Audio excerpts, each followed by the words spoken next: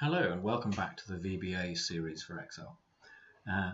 The last video we left it where we had a an input box coming up asking the user their name, and then it said hello whatever the name was, and then it put the name into a certain cell. Now we were using cell A1. Now what I've done is I've actually changed this so that as each new user puts their name in, they're now added to the list down here. Now this creates a problem because we don't actually know where the last item in the list is, so we can go to the next cell to find out, or to go into the next cell which is empty. So what we actually need to do is we need to find out how big that range is. Now what I'm going to do is I'm going to show you a couple of ways of doing this. So we're going to record a macro here, but this is just to prove a point that different things that you do, it might look exactly the same, but the code that's being written is very, very different, and you do need to understand the difference between the two. So I'm going to start recording a macro, and I'll just call it macro 6 or whatever it's called. First part is me going to cell A1, and now I'm going to do Control A, which selects the range of data, and I'm now going to stop recording the macro. Now let's just have a look at this macro that was recorded. So it's actually gone into module 1. And what it does, macro 6, it actually selects the range A1 to A5. In other words, it's an absolute range that it's selected.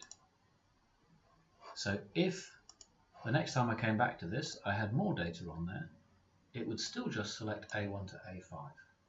So clearly that's not what I want to do. What I actually want to do is let's record another macro for this. We'll call this one macro 7, and then we can look at the two side by side and compare them. Select cell A1, and now this time Control asterisk and stop recording. Now to all intents and purposes, and if we were doing this in Excel itself, those two commands do exactly the same thing. But in the code, they come up very differently. This one is a specific range that it selects, and it remembers that range each time. What this one does is it first of all selects cell A1, and then it comes down here and it selects the current region for the selection, which is A1. So what we can actually do is we can actually just go and delete that lot there. So range A1 dot current region select, and that will do the job. So it doesn't matter where I am, that code should still work. So if I just come down here so we can actually see that working, when I run that code, it selects the current region for whatever is cell A1. Now if I added in something extra here,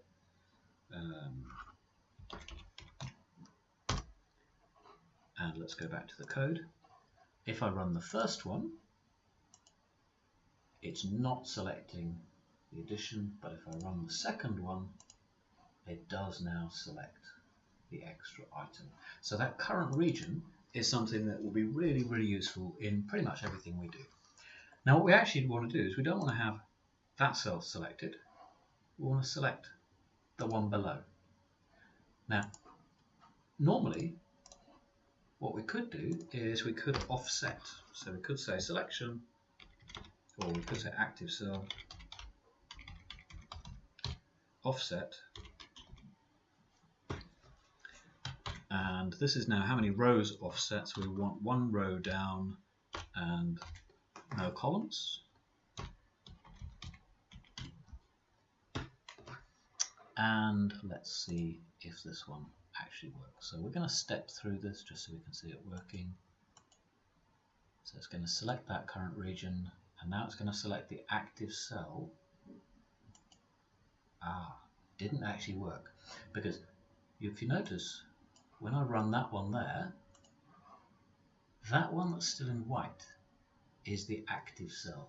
So when I offset down from the active cell, it still only goes down to that one. So I can't actually use this active cell offset command. So what I'm actually going to do is, from that selected range, what I'm going to do is count how many there are, and then I'm going to select the cell in column A which is as many as that count is plus 1. So rather than doing all the selection, what I can do is rows.count,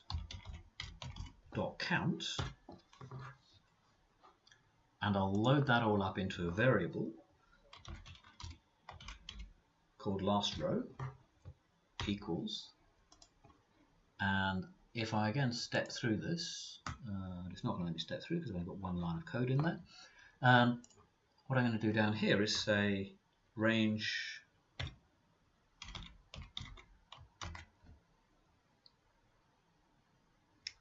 and I've got it in last row, so it's going to be in A and last row.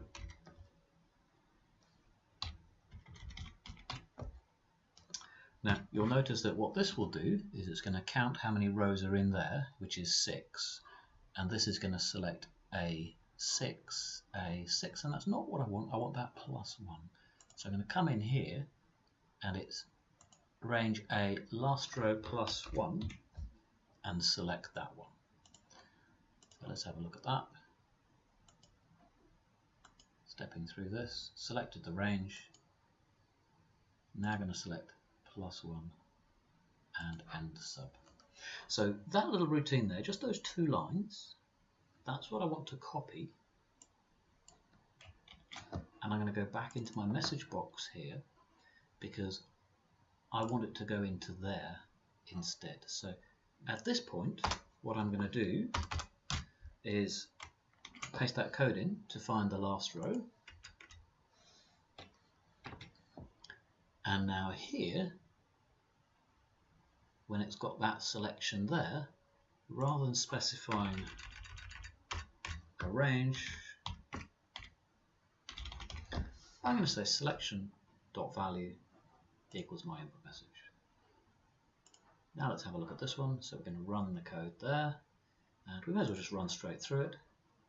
Message box, Oaks, press OK, it says hello Oaks, click OK, and it puts it into the next one down.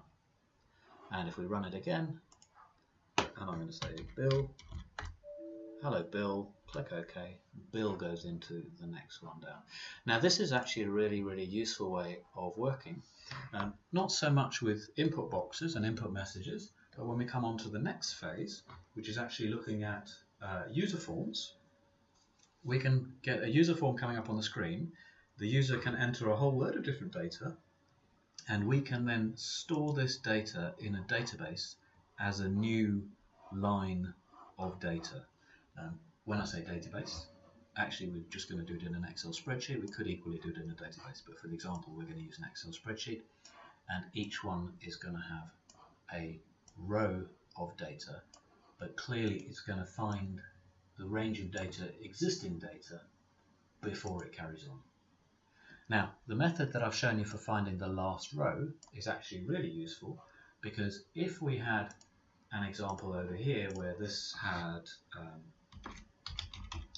email addresses, and this one did have an email address, actually coming over here and choosing Control asterisk does select all the way down.